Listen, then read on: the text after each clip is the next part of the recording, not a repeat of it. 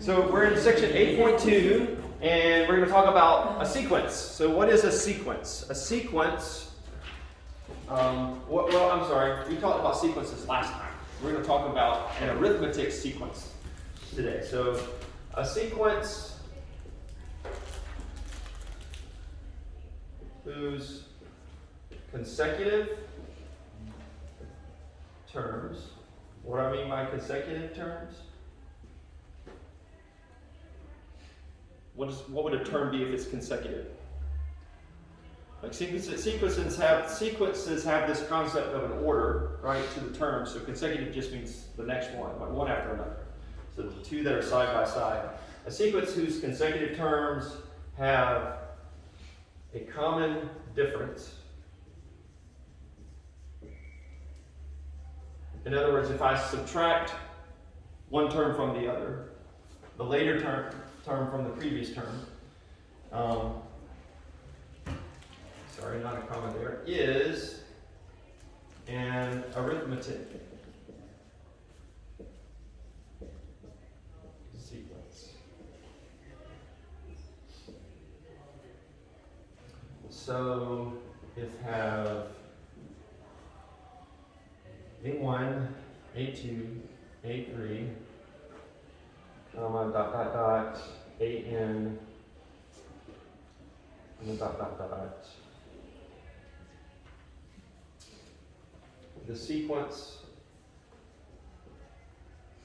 is arithmetic. This sounds really weird to say that.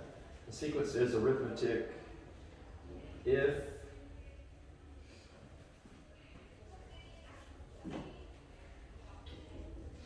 there is a number D such that, so I'll let you get caught up to there.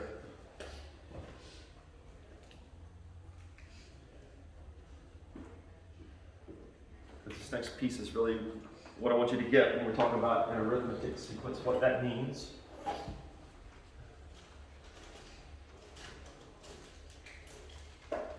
Every time I have to squat down, I should use like a different voice. What do you think?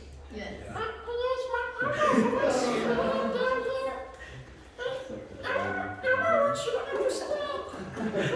All right, so A2 minus A1 equals A3 minus A2 equals A4 minus A3, right? You get the pattern there.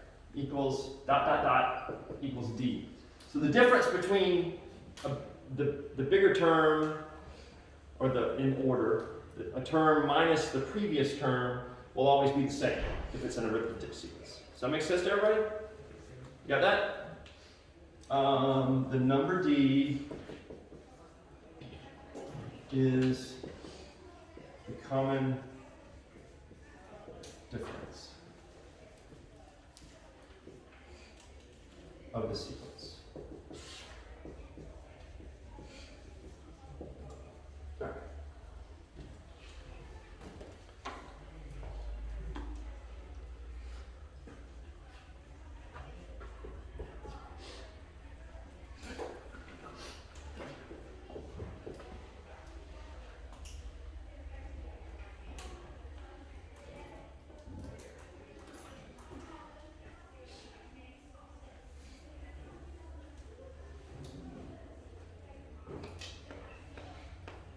Guys, if we're going to get through 3 sections, y'all going to have to write faster, okay?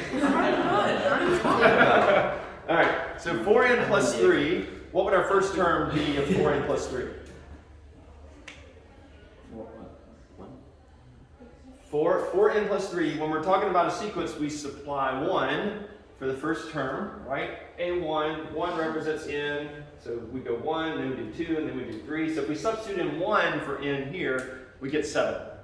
Yes. I see that, right? If I substitute in 2, what do I get? 11.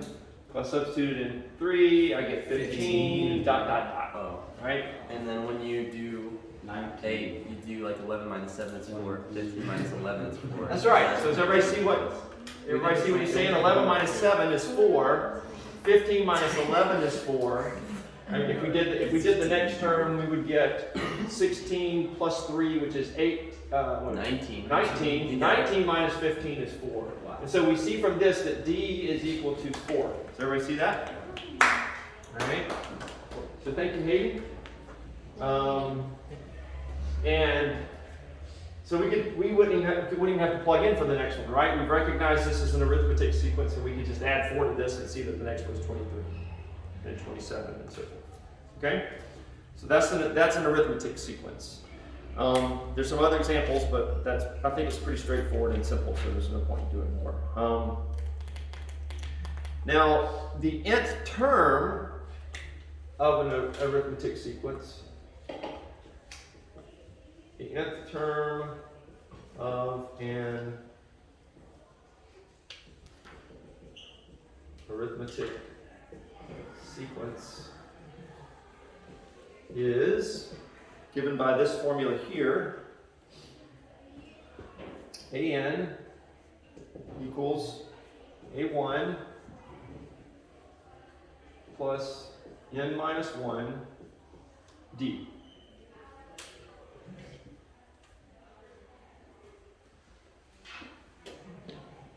And so given that formula and the definition of a sequence, and specifically the definition of an arithmetic sequence, then D represents what? The common difference, right? D is the common difference, just like we've got right here. I forgot your name for a second there. And what is A1? It's the first term or one. It's the first term, right? Here's the way our sequence is defined: A1, A2, A3. So that's just the first term. And so we can find any other term, right? If we were asked to find the 20th term, we would just supply the, well, we can see what it would be for this guy, right? If we were asked to find the 20th term of this guy, of this sequence right here, 4n plus 3, then we would say A20, right, equals the first term, 7, plus 20 minus 1 times our difference, which is 4. So it would be 7 plus 19 times 4, and that would be 96, right? Plus 7, 103. Does that look right? Check it out.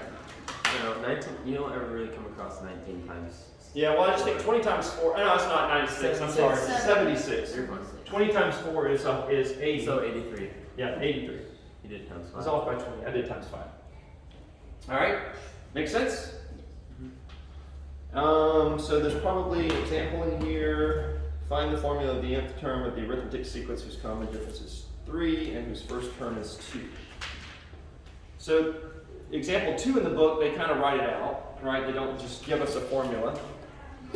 Find a formula for the nth term of the arithmetic sequence whose common difference is 3. So for that particular example, we say D equals 3. And whose first term is 2. So I'm not even going to do that. We're just plugging it in. They just gave us everything we had to plug in for that one, right? That one's super easy. That's kind of the same thing that we just did. But what about the next one? The fourth term of an arithmetic sequence is 20. So fourth term is 20. And 13th term is 65.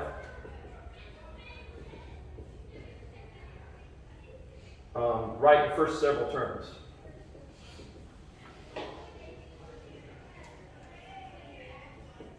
So let's see if we can do this one.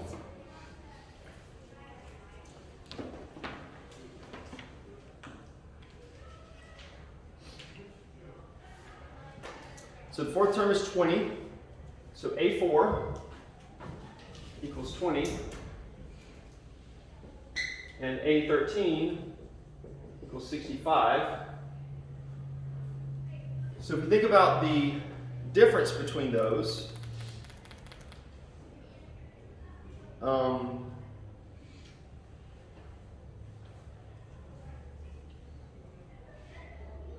so how far does it take to get to 13? There's a difference of 9 between those, right? If I were to count up A5, A6, A7, just subtract 13 minus 4, then I would get 9.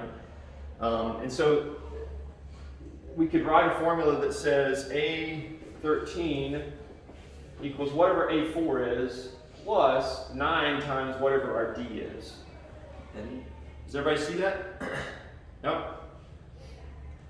So plugging in those, any questions about how I got that?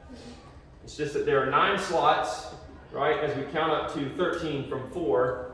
And so whatever our, since there's a common difference, whatever that value is, then A4 plus 9 times that value will give us the value of A13. So if we plug in our numbers for that, you get 20 plus 9D, or 45 equals 9D, so D has to equal 5, right? And so if we're asked to write the first 5 terms now, we can just simply say the first one is 5. What's the next one going to be? Huh? 10, right? It's just we start with 5. Just count by 5. And we're just counting by 5. How do we know though that we're starting with 5? Let me ask that question. How did I know that? Just because the difference is 5 doesn't mean 5 is the first number. Because you plug it back into.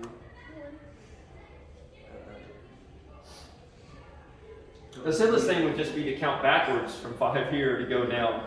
So we know A3 is 15, A2 is 10, and then A1 is 5, right? So that would be the easiest way with this problem to figure out what the first term is. So 5, 10, 15, 20, 25. So that would work for like anything, right? So like if the A4 was, I don't know, 30, and then the difference was like 8, you would just subtract 8 to figure out the term. That's right, exactly. Yeah, if this hadn't been, I just wanted you to see, it happened to work out that for this one, D is equal to what the first term is. But if this had been 21 and this had been 66, we'd have still gotten a D of 5, right? When we did the arithmetic here. But 5 would have been But 6 would have been our first term instead of 5 being our first term.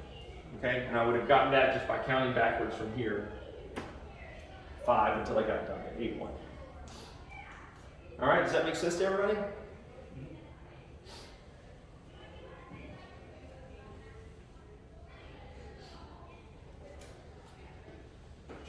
I guess we could have also used this formula if it was a really, what if it was a really big number? We would have had to use this formula, right? So suppose they had said that this was, what if they told us this was, what if they gave us A13 of 65, and then, and so that one would be 110. Not 13. This was A21 of 110. Could we have done the same thing? Right? This process would be exactly the same. We would plug in A21 here and A13 here. So 21 and 13. Because when we figured out the difference to be 9, this would still be our formula. And so the math here would work out exactly the same. We would still come out. It would be 8, not 9. It's not a difference of 9, it's 8. I'm sorry, you're right. This needs to be a 22. Thank you. That's why you guys are here. Of course, I edit all those out in the videos before I post them online. Any kind of mistakes. I do like a little matrix scene, like something's going, there's a glitch in the matrix, you know, we kind of reverse. And, yeah, so 22, there we go. That formula is the same. Everybody see that? So we'll still get D equals 5, but this one's a little bit harder to count all the way back from 13. I mean, we can, it's not too bad, but we can also just use this formula here to figure out what A1 is, right? So I just want to make sure that you guys understand that if they gave us like a really big number there. We could say, A to the 13, A13 equals A1 plus 13 minus 1 times D. Why did I do, I don't know why I plugged in 13 there, so we could say n minus 1, so this would be 65 equals A1 plus 12 times D, which we found to be 5, and so when we solve for A1, we get 5. So you could always use this formula here to figure out what that A1 term is. Okay? I'm confused about like the other way you did it. The way I did it before, the first time? So the first time we just knew that A4 was equal to 20. All right? And so we found out our D Those are kind of slippery. We found our D by using the same formula, right? We found out D to be 5. And so I just went backwards 5 because I know the difference between the consecutive terms is 5. That's the definition of an arithmetic sequence. So I knew that A3 is 15. I knew A2 had to be 10. And so A1 equals 5. So it's just easy for me to count backwards like that. Does that make sense? Yeah. All right, any questions? All right, let's use, so, this should go without saying, but they note this in the book, and I just want to make sure that everybody's connecting the dots here, that A, by definition, AN plus 1 is equal to AN plus D. See how we can say that? Whatever our common difference is, for any term, AN, the next term will always be whatever AN is plus the common difference, D.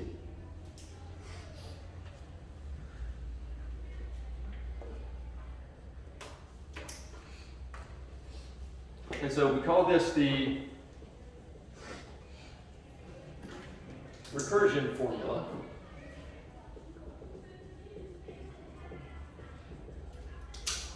It's recursion because the formula is based on the previous term.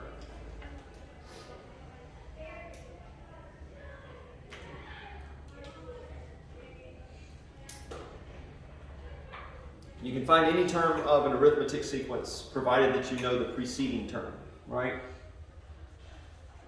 So that's why it's called recursion. You have to know the preceding term. So in example 4, they say find the 9th term of the arithmetic sequence whose first 2 terms are 2 and 9. So they give us that A1 is 2 and A2 equals 9. And they ask us to find the 9th term. So we have D is 7. D equals 7, that's right. So the difference between these is 7. And so based on the recursion formula, we could just count 7 from there, right? So we could just write all that out. 9, 2, 9, 16, 23, 30, 37, 44, 51. We got up to 9 yet? 1, 2, 3, 4, 5, 6, 7, 8. 58 is the 9th. 58. So 58 would be the 9th term, right? So that's using this recursion formula idea. We're just counting by 7s, starting with A1. But we also have this formula, so we could have used this, and we should get the same answer. Let's just make sure AN equals A1 is 2 plus N minus 1. We're trying to find the 9th term, so we're going to say 8 right here times the difference of 7. And so sure enough, this should have been A9, sorry. A9 equals 58.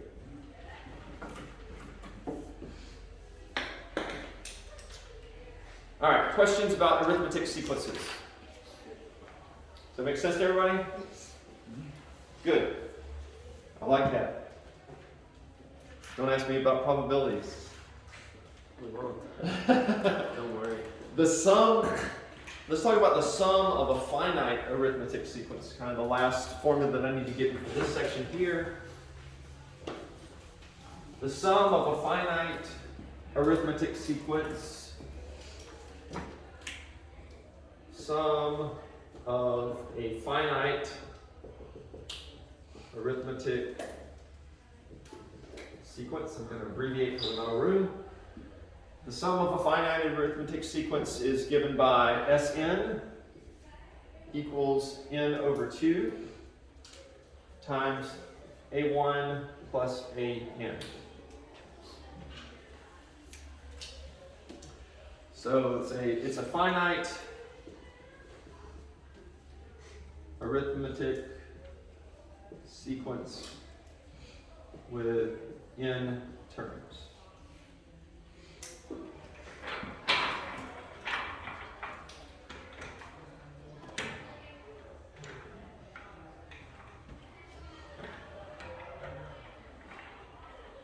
All right, so they ask us to find the sum here where they go from 1 plus dot dot dot, all, 1 plus 3 plus dot dot dot all the way to 19. And they ask us to find the sum of that. And so then if we count up the terms that they've got listed in the book, that's 1, 2, 3, 4, 5, 6, 7, 8, 9, 10 terms if you go from 1 to 19. So we're trying to find S of 10 terms. Everybody follow me so far? You in that spot in the book, 584 is where I am, example 5. Right, so then the answer would be 10 over 2, just plug it in the values. 1 plus whatever the S 10th term is, which is 19. And so that's going to be 20 times 10 over 2, which is going to be 100. So just plug in the formula. Example 6 is far more interesting though. So they could ask us for, instead of writing it like this, they could ask us for the nth partial sum. So that's exactly what they ask us for in the next example. And they want to know find the 150th partial sum of the arithmetic sequence, and then they give us a sequence, 150th term of 5, 16, 27, 38, doesn't matter. I don't have to go any further. We only really need 2 terms to get what the common difference is. So when they say 150th term, I'm sorry, not 150th term, my bad, 150th partial sum.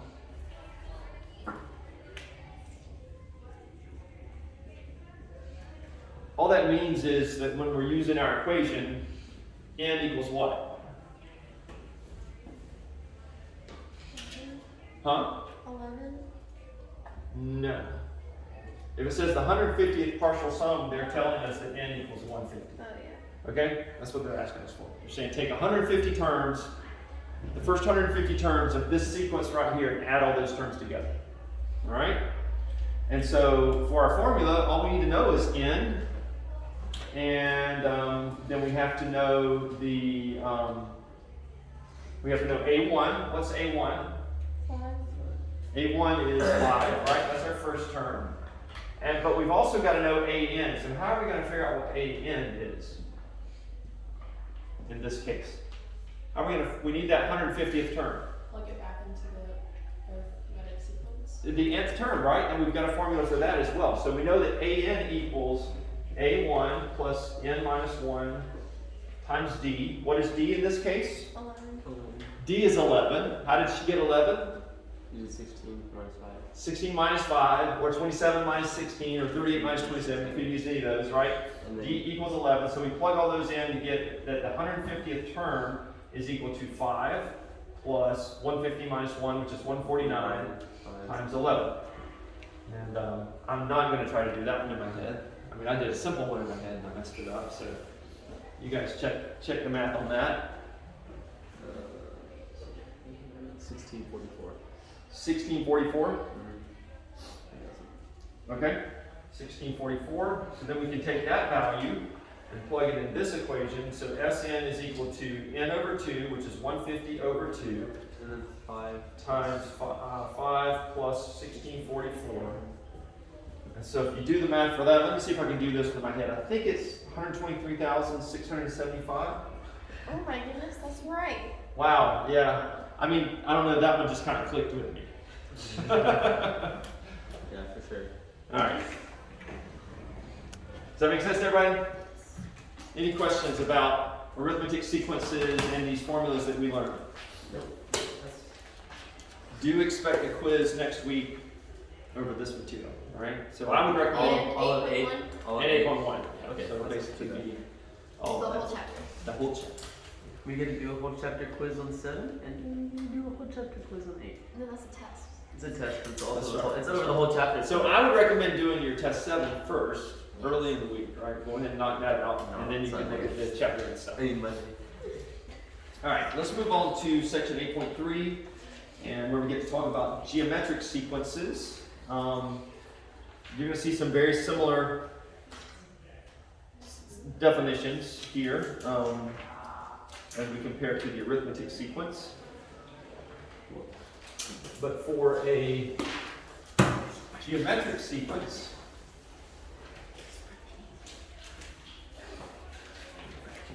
the sequence is geometric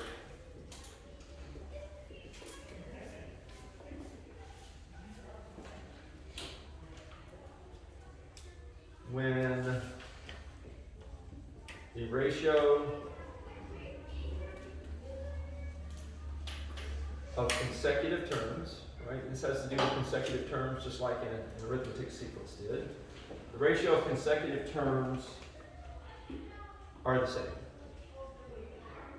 So that means the ratios, the ratios of consecutive terms are the same.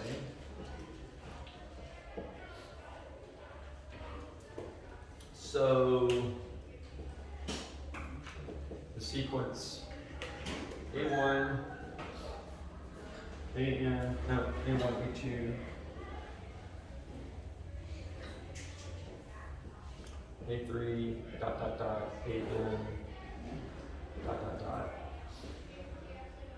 is geometric.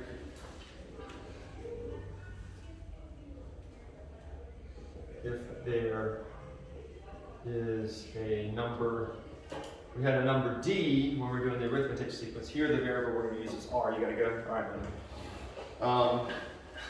Is R such that, here's our formula, A2 over A1 equals A3 over A2 equals A4 over A3 equals dot, dot, dot equals R.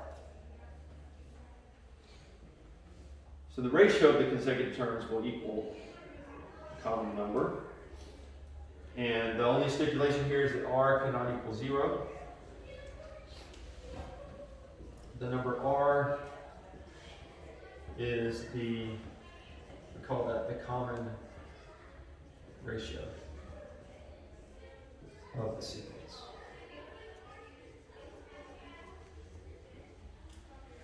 So very similar to our definition for an arithmetic sequence. It's just here we're taking the, instead of the difference of the consecutive terms, we're taking the ratio of consecutive terms.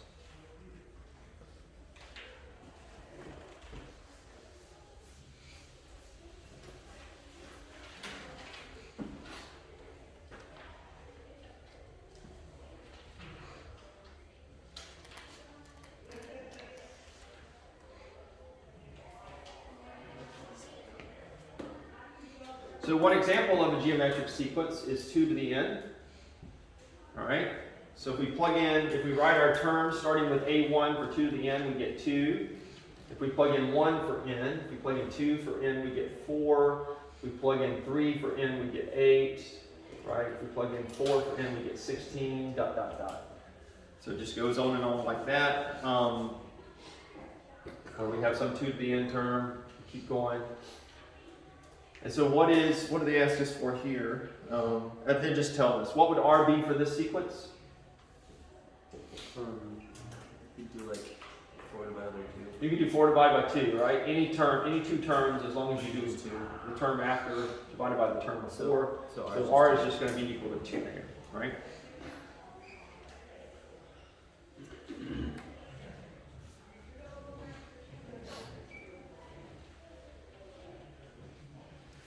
And they even give us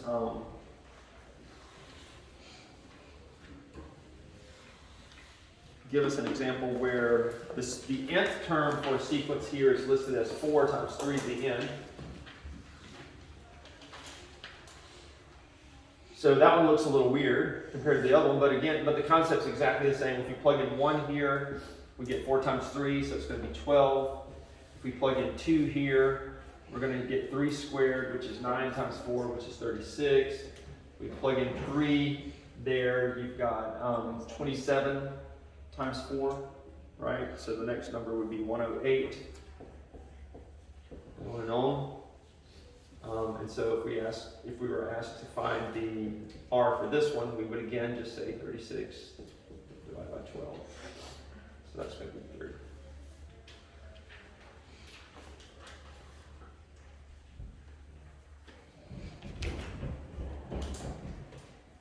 All right, any questions about that? The definition. So we're going to do, I'm going to, because I'm on a whiteboard, I can do this. The nth term of a, look at there, look at how I'm saving, Isn't that 9? saving ink. The nth term of a geometric sequence, give you a formula for that, is similar yet different. A1, an equals a1 times r to the n minus 1.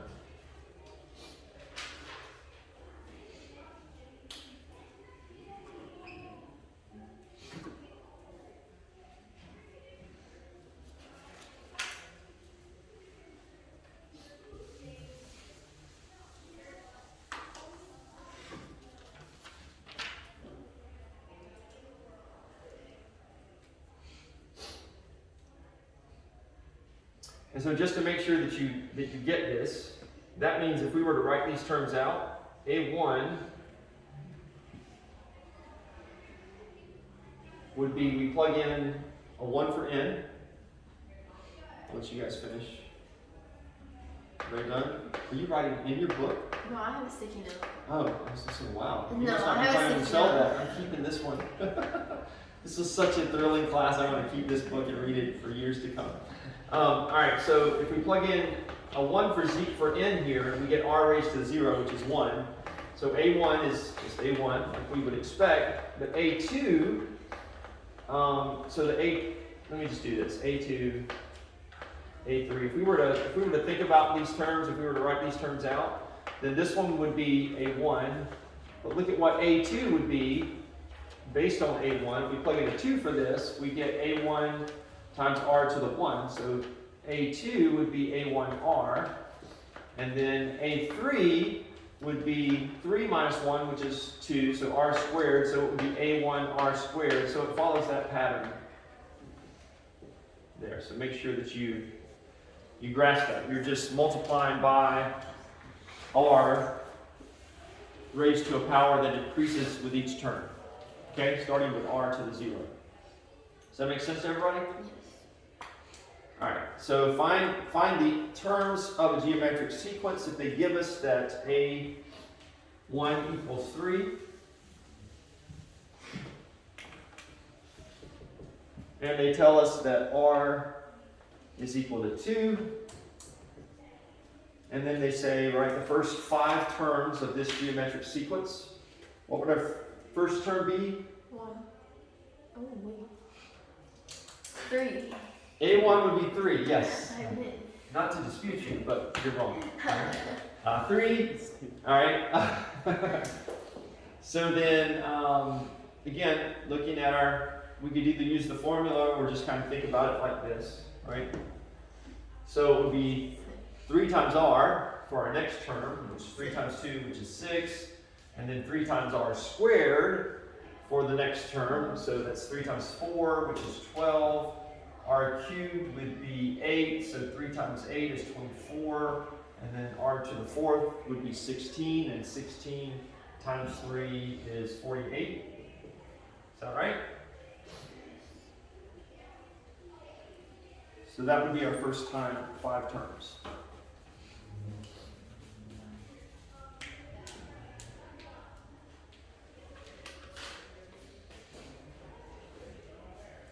So to make sure you got that, it's 3 times 2 to the 0 was our first one, and then 3 times 2 to the 1 was our second one, and then 3 times 2 squared, and 3 times 2 to the third, and 3 times 2 to the fourth.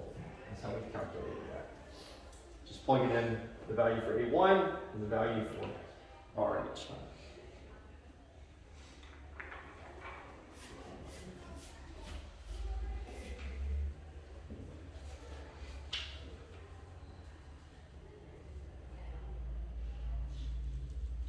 Now, we do, there's a, see, is it for example 3? Yes, example 3. Let's do example 3 real quick. Find the 15th term of the geometric sequence whose first term is 20 and whose common ratio is 1.05. So we're looking for the 15th term. In other words, we're trying to find A15, right? And they tell us that the first term is 20, so A1 equals 20, and R equals 1.05, was it? Yeah, the common ratio is 1.05. So I mean, this is straightforward. We're just plugging this into our equation right here. So A15 equals A1, which is 20, times R, which is 1.05, raised to the 15 minus 1, so raised to the 14th power. And so if we plug that in our calculator, we get a value that's roughly 39.6.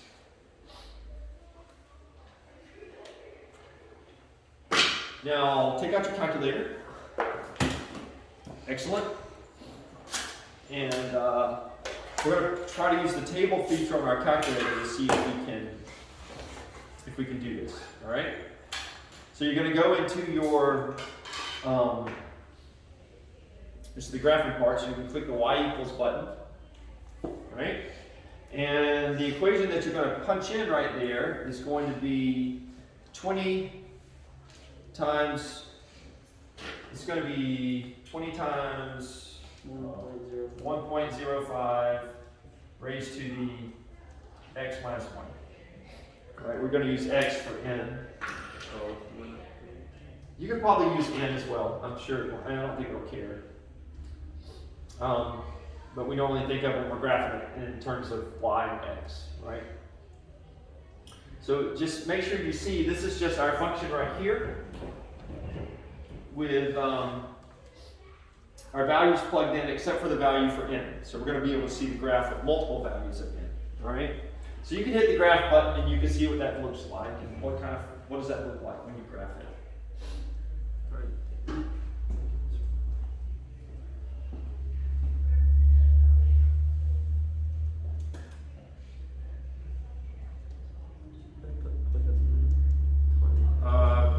Put your x minus 1 in parentheses.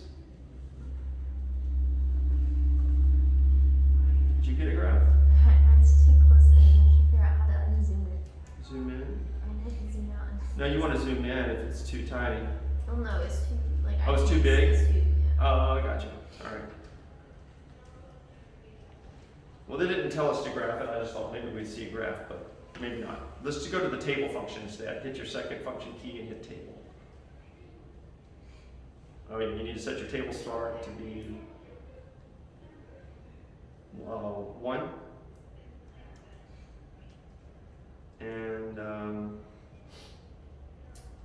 what's that other one? That's the change in table, so set that to 1 also. Let's check that out.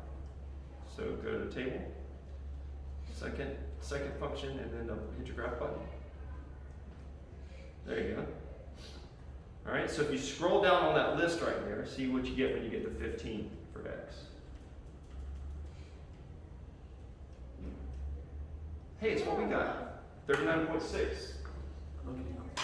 So does everybody see that? Did you get that? Nice. How about you? No. No? Okay, look at your, let's look at your parameters for table. So first let me see that. 20 times, all right, you got x minus 1, that looks good. So you hit second and then table. I'm not done. All right. Table, that was table set, the second one. It was set x to 15. No, just scroll down. It's going to list it starting with 1. If you go all the way down to 15, you get a number that matches what we got. All right? Does everybody else see that? Anybody not getting that? I don't know. Good. So hit your second key, and then this. You can try to do table or something. There you go. So scroll all the way down to 15. And yeah, second function key. So original. Then Everyone plays it. what we got on the board right there, 39.6. Right. So go back to your labels.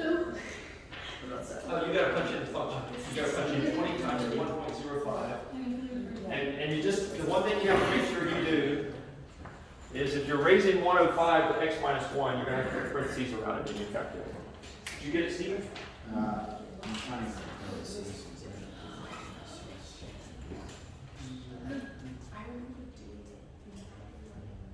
So the second function, yeah, table.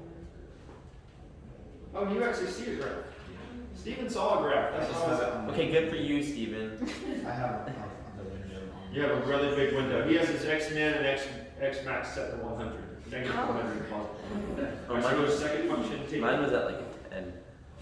Okay, so go to your table set, go to second function table set right there, and set your starting one to be 1. So we're saying we're going to choose an initial value of 1, and we're going to increment it each time by 1, so change that to 1 as well.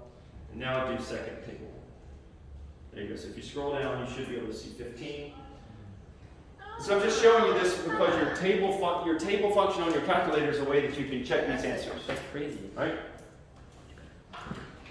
And you could have put your table start as being 15 and incremented by 1, and then 15 would have been right at the top of the list. That would have been an option in your table set. Okay? All right, so let's find finding the term of a geometric sequence. So this is example 4. Did I say do example 4? I did. Example 4, our geometric sequence here is 5, 15, 45, dot, dot, dot. So they just give us this sequence and they want us to find a formula for the nth term of this geometric sequence. So to find a formula for the nth term, we're going to have to determine what the r is, right? How do we calculate r? Say that again? 82 over 81 plus 83 over 82. 82 over 81. A2 82 over A1. Oh, I was like, wow, what did I messed up somewhere. I'm not conveying the information properly. So yes, 15 over 5, right? So r equals 3. So we plug that into our function over here for the nth term. We get an equals a1 is 5 times r, which is 3, raised to the n minus 1.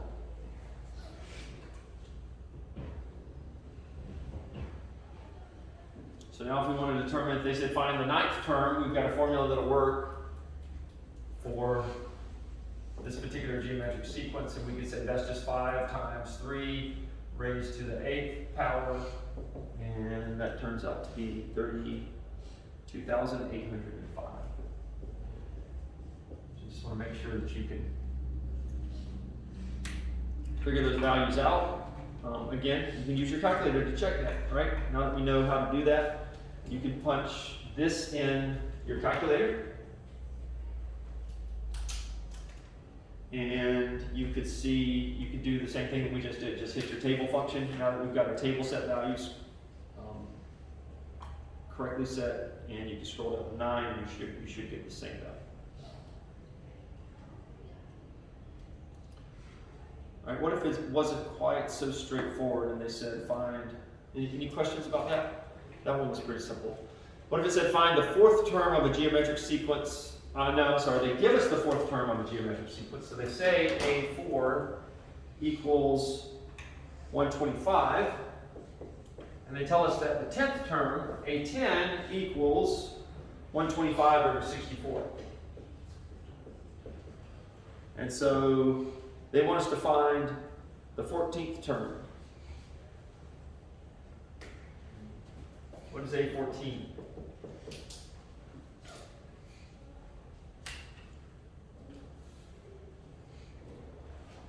Any ideas on how we could go about figuring this out? Without looking at the book. Of course, the book's going to tell us how to figure it out. If we're going to find A14, we're going to have to figure out the formula for an AN term, right? So can we do that? Yes. Yes, we can. In order to figure this out, let's punch in, let's think about if we're, the way these things increment here. So if we have a to the 4th, A to the 4th is going to be A, R to the 3rd. AR to the third, right? So a to the 4th is going to be, and then a to the 14th is going to be AR to the 13th. So A10, they tell us is equal to a to the 4th times R to the 6th. You guys agree with that? What? Maybe. I don't understand. Yeah, I don't really understand it either. I have to know it's not just yes. No, so let's think about it. If this is a to the 4th, Okay. right? If a to the 4th is a to the r cubed, let's think about it as we kind of expand this out. So that means that a to the 5th would be a to the r 4th, right? We could just keep going there. We know that a to the 4th is ar cubed, a1 r cubed. And a to the 10th would be a1 r to the 9th.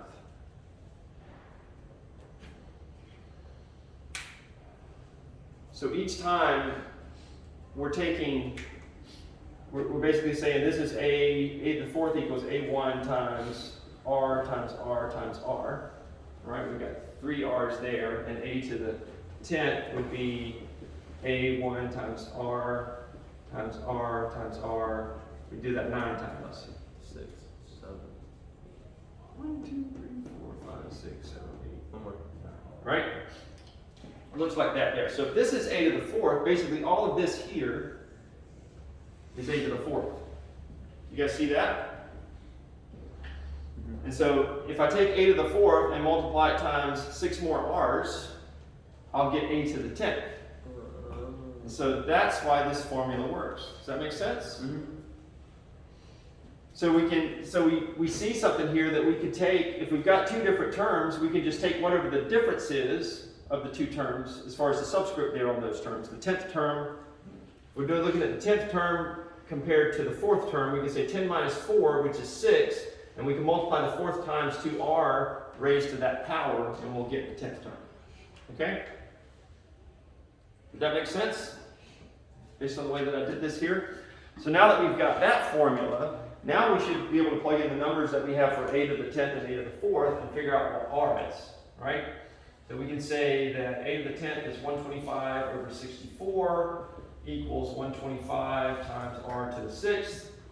Divide both sides by 125, and so 1 over 64 equals r to the 6th. So that's going to be r equals 1 over the 6th root of 64. Because the 6th root of 1 is just 1, right? What is the 6th root of 64? If you don't know what the 6th root of 64 is, do you remember how to punch that into your calculator? You may have a special key that lets you do, like, I don't know, it looks probably something like this is x and y, or maybe it's reversed, it's y and x. Or you can just remember that I can just say 64 raised to the 1/6 power. It's the same as the cube root of the 6th root of 64. Right? So that's really, to me, the simplest way to plug it in your calculator. So that means that r equals 1/2. Did y'all follow that? Okay? So now we can just plug in our formula, right? We want to find the 14th term. We can say that a to the a14 equals a1. We don't have a1 yet. But we don't need a1 because we just learned this little trick here, right? So we can say that a14 is equal to a10 times r raised to the what? The 4th power, right? So we can say a14 equals 125 over 64 times 1/2 raised to the 4th power. And we get a value of, they actually have a nice fractional number there of 125 over 1024. That'll take a little more work, right? You just got to raise 2 to the 4. So 2 to the 4 is 16. So you just have to multiply 64 by 60. If you have a calculator, there's a button on there. If it gives you a decimal when you plug it in, there's a math button that if you hit fraction, it'll turn it into a fraction for you. I don't know if TI-83 has that, but I the know 84 does. 84 does.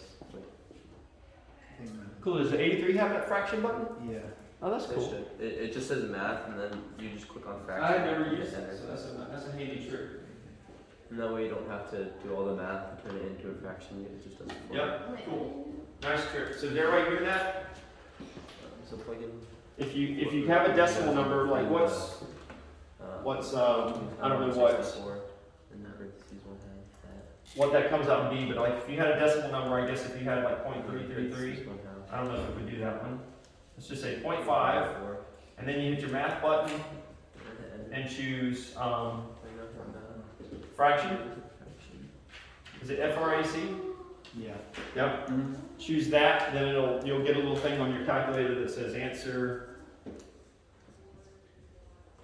the fraction, right? And just hit enter, and it'll tell you that is equal to 1.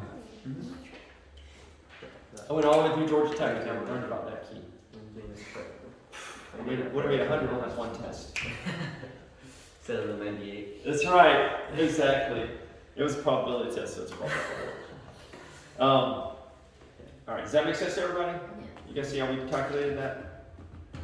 Let's talk about the sum of a finite geometric sequence. Do that over here.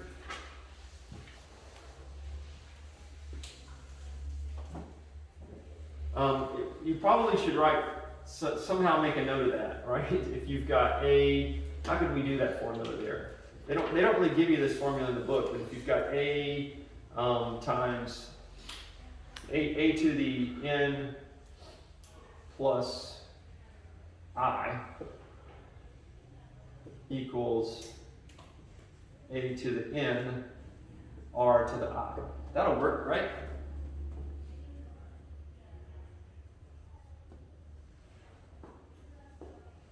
So if whatever I is, which is the difference between n and n plus I, then this formula here will give you that term. You guys agree with that?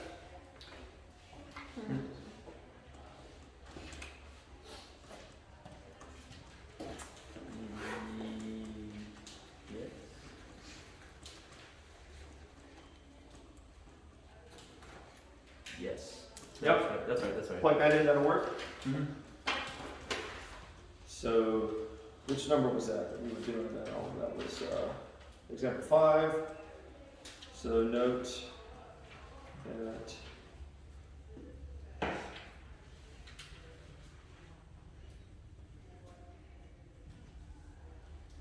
see, I don't see that equation in here anywhere, so maybe I could call that the Walter theorem or something. Need to submit that to the the International Society of Mathematicians. Is that a thing? I don't know. I'm not really a math teacher. I just play one on TV. All right, so the Not sum. qualified for this. What's that? Not qualified for this. Right. The sum of a finite. The sum of a finite geometric sequence. Finite geometric sequence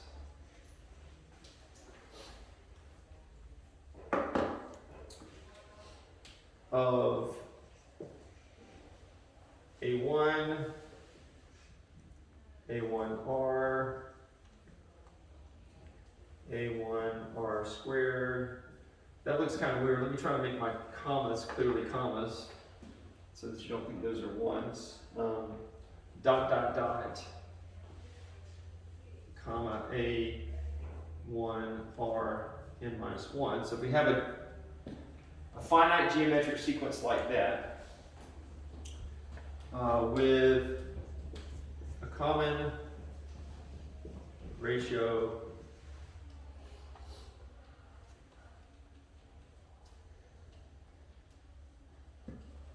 r does not equal 1,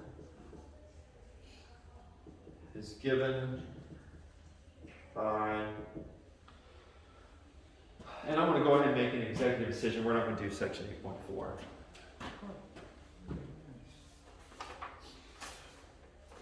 Thank goodness. I was not ready for those. Is it? I mean, wait a minute. Have we even gotten to 8.3? We're on 8.3 now. That's Yeah. what I thought. I wrote it wrong in my notes. Does anybody have a black pen? I don't I know. have a black Sharpie. Yeah, a black pen would be better. Is there a yeah, go ahead, throw it. She did that. It always points the way that you did it, left a mark. Unbelievable. It's not your fault. It did? Yeah, That's impressive. it'll wash out. But it always, you know, that's like, that's the way it works. What's that law where if it can happen, it will happen? Murphy's law, is that right? It's physics. I think that's right. So yeah, Murphy's law is you throw anything at someone, it's always going to land the way that the ink will come out. All right, so this should be section 8.4. All right, let's see if Murphy's law works again. Are you ready? Right in the middle of your forehead. All right, thank you. So section 8.3, that's what we're doing now. Yeah, 8.4 is kind of longer, and I'm going to take some time to talk about good old Pascal next week. We don't want to rush past him No, we because he can was a skip pretty it. cool dude, huh? We can skip it. Pascal was a good guy. He's got some. He wasn't just a mathematician and a scientist. He was also a philosopher, and he was a believer. He was a Christian. So he's got some wonderful quotes that I'd like to share with you guys next week. So we'll take a little bit of time to talk about that. Awesome. His math was not fun though. What's that? His math. His math was not fun. This was actually pretty fun. It's an easy one. So we're going to talk about Pascal's triangle next week. I'm kind of scared of this triangle, I'm going to be honest. It's easy. Is it? According to you. It is. Now you guys will find it fun. A 2-year-old could have written it.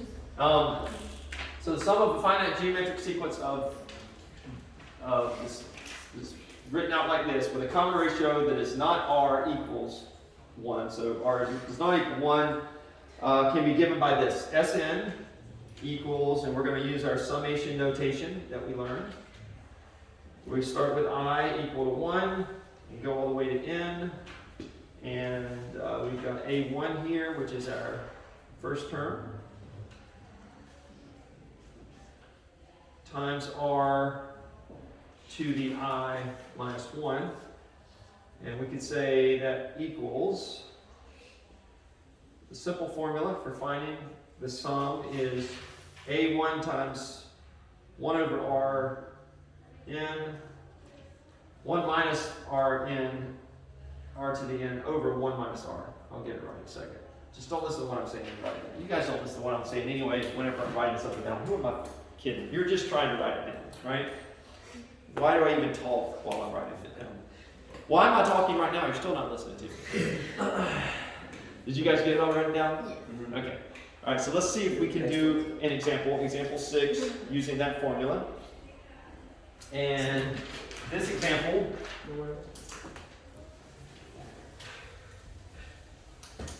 this will be good actually, because we can have a quiz next week that's not over as much. And are we going to do 8.4 next week? Or We'll do 8.4 next week. We'll cover that material next week. Okay. So I don't know. I might just do a quiz over 8.1 and 8.2. Hey, do that. I mean, I'll write that. And then we'll do 8.3 and 8.4 together. That'll be a little. That way we can fit it into 10 minutes, hopefully. All right. So the sum that we're given is n equals 1 to 12. And it's 4 times 0.3 raised to the n. All right? And so what they ask us for is just to find that sum. Let's see if we can find that sum using the formula that we have here. So if we write out the first few terms of this sum, we see that it's 4 times 0.3 raised to the 1 plus 4 times 0.3 squared plus 4 times 0.3 cubed, right? Dot, dot, dot, all the way until we get to 12. So we'll write that last one down, plus 4 times 0.3 raised to the 12. That would be our final term. And so in this one here, A1, right, when we write that out, we see that A1 equals 4 times 0.3. Everybody see that very clearly? And so when we do that, it makes it kind of obvious that R is equal to 0.3. And N, and when they told us that N equals 12, right?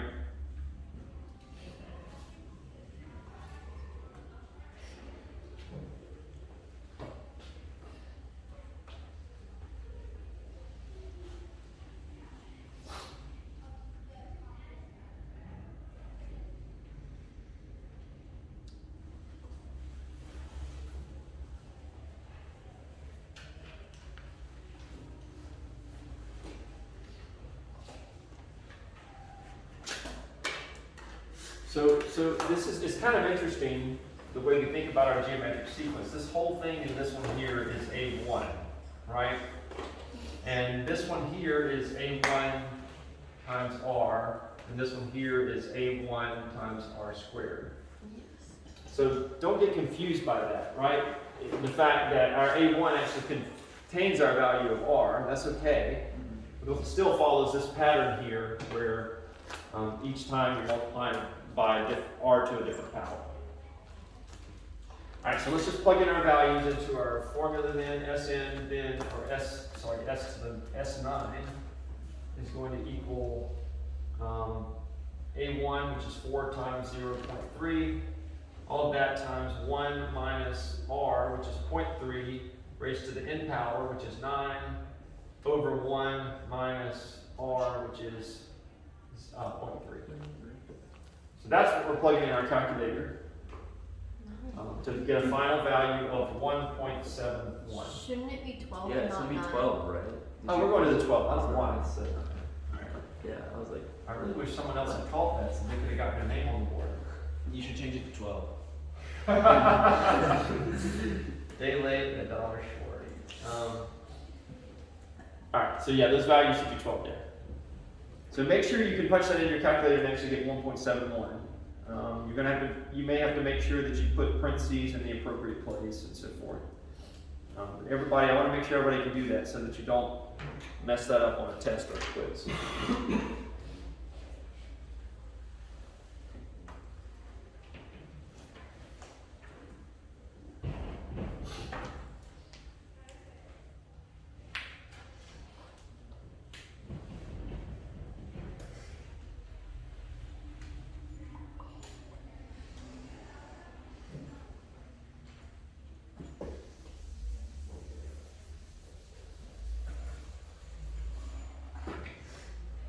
Everybody get 1.71?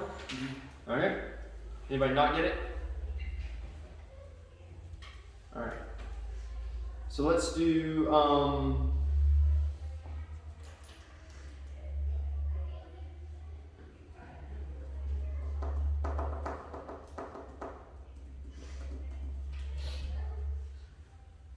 now there is a note here, and did I make this note? Noted A is whatever the first term is, starting, okay. So in the checkpoint section right here, they note that if you were given this instead, if you were given, find the sum of n equals 0 to 12, 4 times 0.3 to the n, right? So it looks just like what we've got there, but n starts with 0 instead of 1. Then you're going to have to recognize that the sum you're trying to find here is 4 times 0.3 raised to the 0, right? Plus this sum that we found right here. So always think about, as far as using the formula goes, think about the sum starting with n equals 1. But if it starts with 0, you're going to have to write that first term down and then add it to the sum that starts with 1. Okay? Does that make sense to everybody? Don't let the end of the 0 throw you off. You can't plug this directly, this version here, you can't plug it directly into the formula. You have to recognize that there's going to be an additional number added to the sum, which is where n equals 0. All right, last thing is an infinite geometric series. So let's write that down. The sum of an infinite geometric series. And this is also called, aka, just a geometric series. You may see it just listed like that. I think in this book they always call it an infinite geometric series, but they note that you may see it in other books just called a geometric series. So if the absolute value of r is less than 1, that's a prerequisite, then the infinite, there I am talking again, you guys aren't listening. I just feel like I have to be saying something, you know, when I'm writing something on the board. Mm-hmm. It's a teacher thing. So if r is, the absolute value of r is less than 1, then the infinite geometric series, that's what we're defining here. And that infinite geometric series can be written as a1 plus a1r plus a1r squared plus dot dot dot plus a1 r to the n minus 1 plus dot dot dot. So we're not stopping like we did with the finite sum over there, but we're continuing on to infinity and beyond.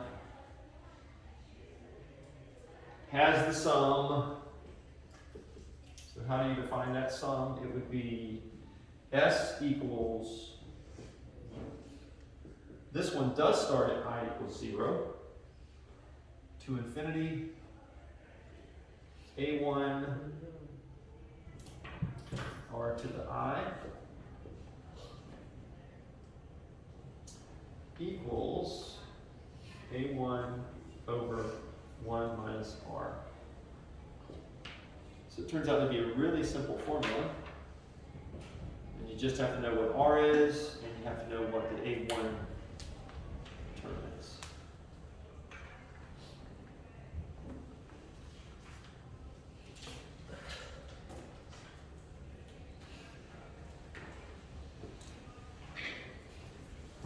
And one final note here. So because of this,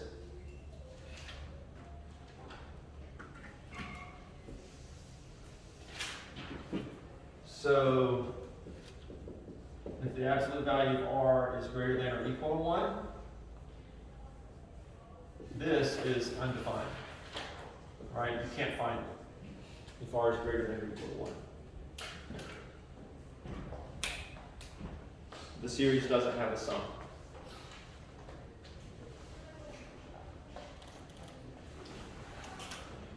All right, so a couple of quick examples and we'll be done. These are really short. Let's find the sum of n equals 0 to infinity.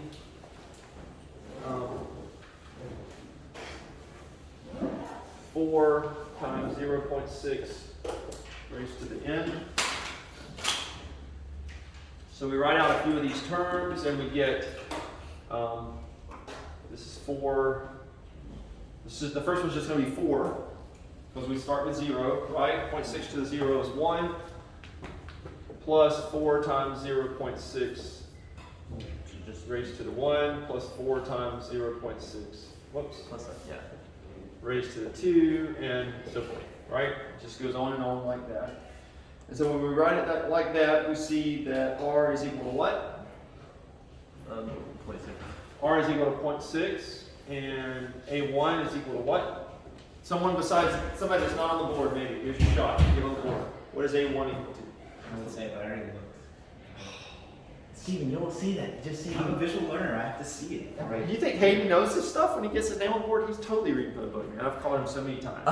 Busted. A little too much. I know. What's the a1 term, Steven? 4. Huh? 4? You think so? I'm pretty sure. We should look at 4.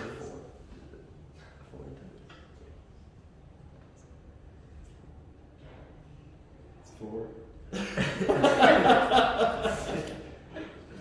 It does say it's 4, right?